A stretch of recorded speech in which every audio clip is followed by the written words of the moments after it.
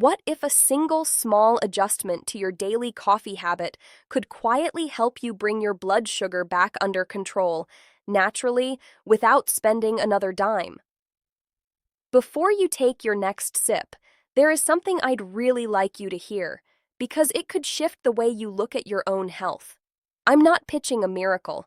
I'm not selling a product.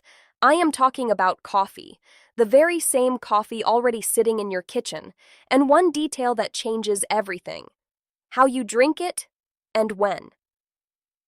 I'm Dr. Emily Chen, and over the last several years, I've followed a long line of patients living with prediabetes and type 2 diabetes, many of them adults over 60. What I'm going to walk you through today is something that has, in the most literal sense, changed lives in my exam room. We are in the middle of a slow-motion crisis. The Centers for Disease Control reports that more than 38 million Americans are now living with diabetes, and roughly 1 in 4 of them does not even know they have it. Among adults 65 and older, the numbers climb sharply. Close to 1 in 3 has diabetes, and an even larger share are sliding through prediabetes without realizing it. The trend over the last 2 decades is not gentle. It is steep, and what worries me most in clinic is not only the people who already carry the diagnosis, it is the much larger group sitting right at the edge, the ones with creeping fasting glucose, that heavy fatigue that always shows up an hour after lunch, the constant low-level thirst that never quite goes away. Many of them are not yet diagnosed. Some are, but they have not been told much beyond, "Take this pill and we'll check you in 3 months." Stay with me through this video, because I'm going to show you how a small adjustment, one that costs you nothing, can make a meaningful difference in glucose control. But first, I have to tell you something about coffee that most people genuinely don't know. Picture your pancreas as a small, well-run factory whose only product is insulin. Insulin is the hormone responsible for unlocking the doors of your cells so glucose can step inside and be converted into energy. Every time you eat, glucose pours into the bloodstream, the factory hums to life, insulin gets released, and the cells take up the sugar. When everything is calibrated, it works beautifully. The trouble starts when this factory is asked to run flat out day after day. When the diet is heavy in foods that drive sugar up fast, refined breads, sweetened drinks, ultra-processed snacks, the pancreas is forced into overdrive. Over time, the cells stop responding properly to insulin. The factory has to push out more and more of it just to get the same result. That is insulin resistance, and it is the front door to type 2 diabetes. Where does coffee come in? Coffee, biochemically, is a remarkable drink. It carries hundreds of bioactive compounds, but 2 of them in particular stand out in the diabetes literature: chlorogenic acid and trigonelline. Picture them as gentle traffic regulators inside your gut. When you have coffee shortly before food, those 2 compounds slow the rate at which sugar is absorbed from the meal. Instead of a sharp glucose surge crashing into your bloodstream, you get a steadier, smoother release that the pancreas can handle without going into emergency mode. A study published in Diabetes Care, conducted by researchers at the Harvard Chen School of Public Health, pooled data from over 1 million people and arrived at a finding I still come back to. Habitual coffee drinking is associated with a meaningful drop in the risk of developing type 2 diabetes, and not a small one. The effect is dose-related. The more cups per day, within a sensible range, the lower the risk. Then, in 2018, researchers at the Karolinska Institute in Sweden, one of the most respected medical institutions in the world, pulled together 30 separate studies covering close to 1.2 million participants and confirmed that both regular and decaffeinated coffee are linked to roughly a 30% lower risk of type 2 diabetes. But here is the catch, and almost nobody walking through the grocery aisle knows it. Those benefits depend on how you drink your coffee. The wrong coffee, at the wrong time, prepared the wrong way, can actually work against you. And that is what I see happening in the office, far more often than I'd like. Let me tell you about Arthur. 72 years old, retired, a man of strong daily habits. He had been a coffee drinker since he was 17, and he was honestly proud of it. When he came to see me, his fasting glucose was a 138, and his hemoglobin A1C, the marker that reflects average blood sugar over the previous 3 months, was 7.1%, both numbers above where they should be. Arthur said, "Doctor, I'm doing everything right. I drink coffee every morning. I walk 3 times a week." So I asked him to walk me through his coffee day in detail, and that is where the problem revealed itself. Every morning, the very first thing he did, before water, before food, was pour himself a generous cup of strong black coffee. Mid-afternoon, around 3, another cup, almost always with a sweet biscuit, and then a third cup right before bed, because he believed it helped him wind down. 3 classic mistakes, and they are exactly the 3 I want to walk you through now. Mistake 1. Coffee on an empty stomach. Mistake number 1 is drinking coffee on an empty stomach the moment you wake up. This is the most common one I see, and it is the one that does the most damage. When you wake up after a night of fasting, your cortisol levels are already elevated. Cortisol is your stress hormone, the same one your adrenal glands push out when something urgent is happening. In the morning, cortisol is already telling your liver to release glucose into the bloodstream so you have fuel to start the day. That part is normal. That is just biology doing its job. The problem is that caffeine on an empty stomach amplifies all of that. It nudges the adrenal glands harder, releases more adrenaline, and your liver responds by dumping even more glucose into circulation. And you have not eaten a single bite. The result, well documented on continuous glucose monitors, is that your blood sugar can climb anywhere from 20 to 40 milligrams per deciliter before you have even sat down to breakfast. A study in the British Journal of Nutrition specifically documented this effect. Black coffee on an empty stomach after a night of sleep can produce a measurable rise in morning blood glucose. The fix is straightforward. Do not let coffee be the first thing your body sees in the morning. Mistake 2. Sweetened coffee. Mistake number 2 is sweetening your coffee with sugar, with artificial sweeteners, or with sugar-loaded creamers. This sounds harmless. It is not. A single teaspoon of sugar stirred into your morning cup creates an immediate glucose spike that wipes out the benefit of the chlorogenic acid you just drank. It is the equivalent of lighting a small fire and then pouring gasoline on it at the same time. Artificial sweeteners are a more subtle trap. People reach for them thinking they have outsmarted the system. But more recent research, including a 2021 study in the journal Nutrition, has flagged that compounds like aspartame and sucralose can shift the makeup of the gut microbiota, the trillions of bacteria living in your intestines that play a real role in glucose metabolism, in directions that may quietly hurt long-term blood sugar control. And there is one finding I want to highlight specifically. In January 2025, the American Journal of Clinical Nutrition published an analysis from the Harvard T.H. Chen School of Public Health pooling 3 large American cohorts.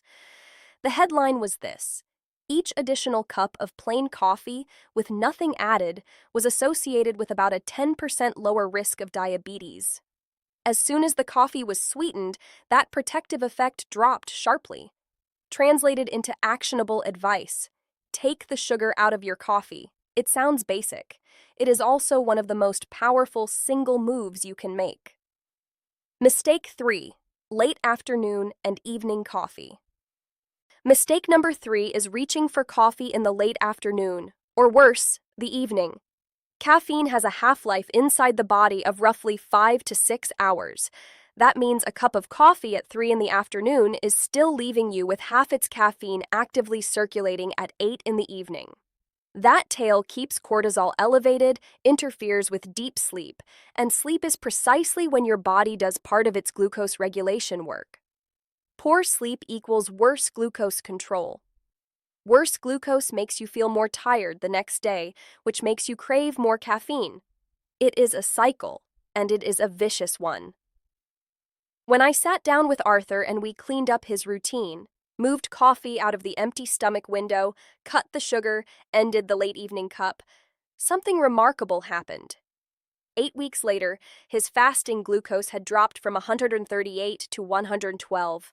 His A1C had moved from 7.1% down to 6.6%. We did not change his medication. We did not put him on a strict diet. We did not send him to the gym. We adjusted his coffee. That was it. Before I tell you exactly how to drink coffee to capture the benefits the science actually supports, do me a small favor.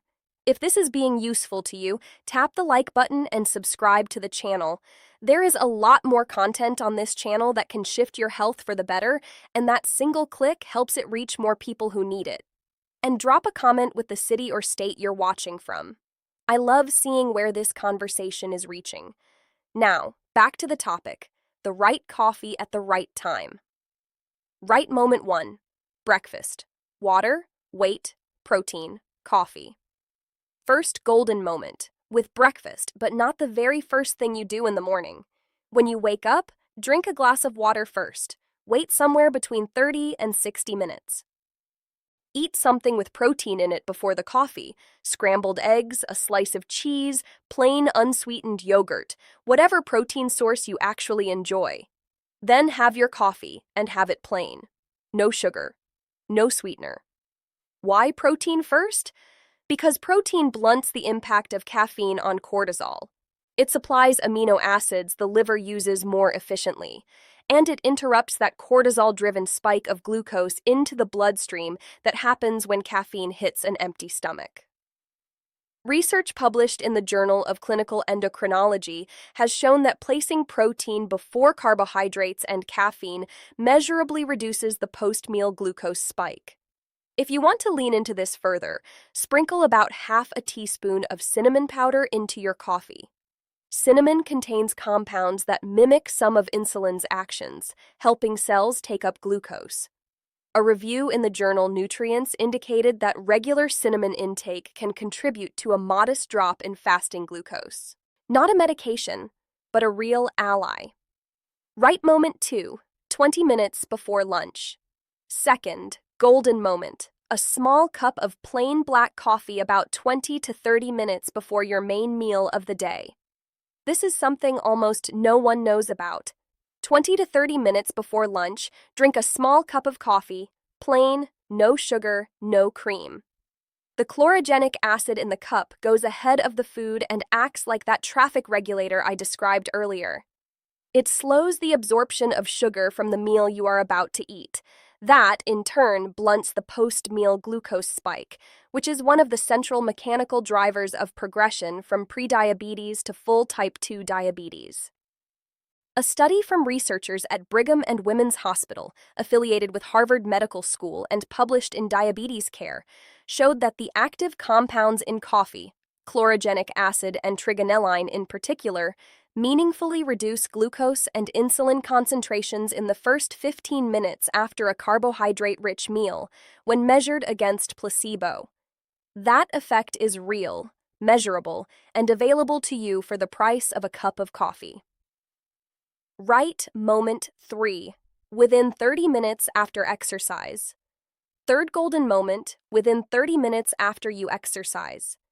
If you walk, swim, garden, do chair routines, anything that gets your muscles moving, pay attention here. Within 30 minutes of finishing your activity, drink a cup of plain coffee. Active muscles, or muscles that have just finished working, are unusually receptive to glucose. They behave like a sponge, pulling sugar out of the bloodstream and using it as fuel. Caffeine, taken right in that window, enhances that uptake. It is a metabolic window most people never use, even though their muscles are wide open to receive the benefit. How many cups a day? What about total amount per day? Most major medical guidelines, including those echoed by the World Health Organization, hold that up to 4 or 5 small cups of coffee a day in a generally healthy diet is safe for most adults. The Karolinska Institute review I mentioned earlier found that this is also where the protective benefit against diabetes lives. Every body is different, though. If coffee gives you palpitations, anxiety, tremor, or insomnia, it is very possible your caffeine metabolism is on the slower side. That's largely genetic. In that case, scale back to 2 cups a day or switch to a high-quality decaffeinated coffee. Decaf still carries chlorogenic acid and most of the protective compounds we just discussed. You don't lose the benefit by losing the buzz. Here's a second story I want you to hear. Doris, 68 years old, a retired school teacher, came in carrying a type 2 diabetes diagnosis from 3 years earlier. She was on metformin and was really trying. She did everything right. She took her medication on time. She had cut back on rice and bread, but her A1C sat stubbornly above 7.5% and would not move. When we walked through her actual day, here is what we found. In the morning, she drank coffee with sugar and milk. Mid-afternoon, she had another sweetened cup with a few sweet biscuits, and she had quit walking because her legs felt heavy and she didn't enjoy it anymore. Together, we wrote a simple plan. Mornings. Wait 45 minutes after waking up, eat a hard-boiled egg, then plain coffee with a half teaspoon of cinnamon. Pre-lunch. A small cup of plain coffee 20 minutes before eating. A 25-minute walk 3 times a week with a coffee right after the walk. We dropped the sweetened afternoon coffee and the biscuits entirely. 6 weeks later, Doris came back with a different smile on her face. Her A1C had dropped from 7.5% to 6.8%. Her fasting glucose was a 109. She told me, in her exact words, "I woke up with energy this week for the first time in years." We did not change her medication. We changed her relationship with coffee. Coffee's invisible adversaries. Now I have to warn you about something else, because coffee has a few invisible adversaries that quietly cancel out everything we just covered. Adversary number 1, sugar of any kind. White, brown, raw, honey, maple syrup. Anything sweet stirred into a cup of coffee triggers an immediate glucose spike that erases the protective effect of the chlorogenic acid. The 2025 Harvard analysis was unambiguous. Sweetened coffee carries far less protection than plain. Adversary number 2, artificial sweeteners. As I mentioned earlier, the evidence is steadily mounting that aspartame and sucralose disrupt the gut microbiome, which is central to healthy glucose metabolism. If you absolutely must sweeten your cup, plain stevia is so far the cleaner choice in the available research. Adversary number 3, industrial instant coffee. The powdered or granulated stuff that comes in single-serve sachets, especially the flavored ones. These products often have hidden sugars, hydrogenated fats, and additives that drag the nutritional profile down. Whenever possible, choose freshly ground, brewed natural coffee, ideally 100% Arabica. Adversary number 4, pairing your coffee with ultra-processed foods, white bread, packaged cookies, sweet pastries, store-bought cake. When you put a cup of coffee next to those carbs, the glucose surge from the food is so steep that no amount of chlorogenic acid can protect you. The protection triad. Here is the closing piece, what I'd call the protection triad. Coffee works far better when it is one part of a context, not the whole intervention. Element 1. Smart coffee. The exact way I just described, at the right moments, without sugar, paired with protein when possible. Element 2. Movement.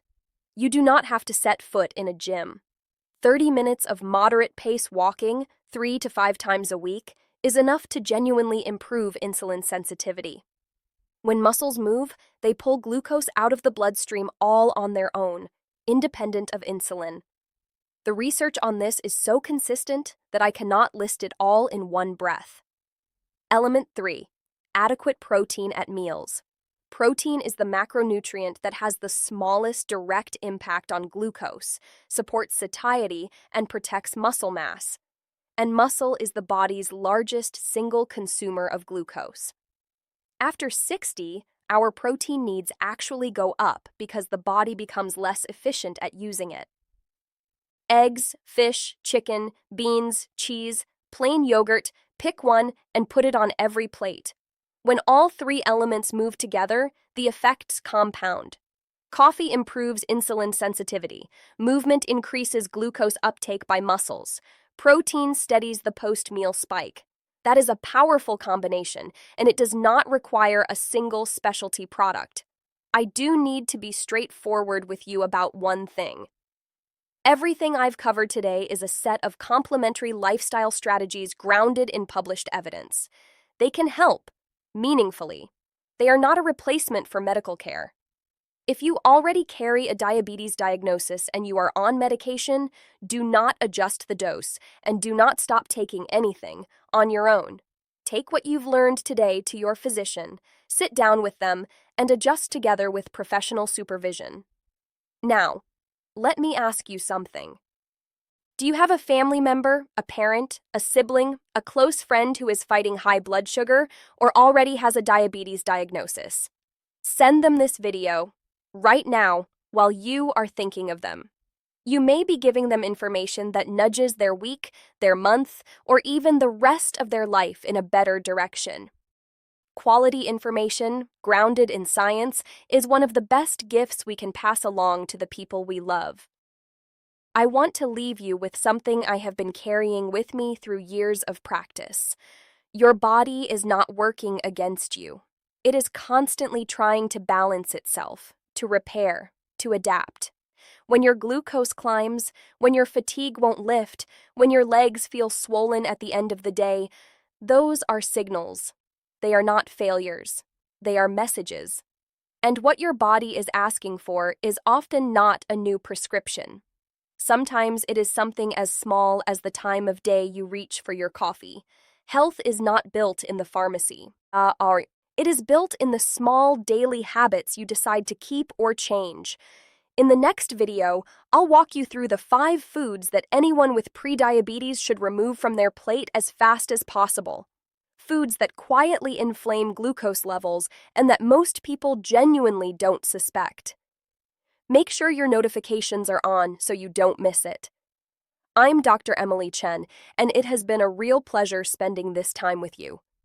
Look after yourself and look after the people you love. Your health is shaped by the tiny decisions you make day after day, so choose them well. Start with one small change today, and the version of you a year from now will thank you. See you on the next video.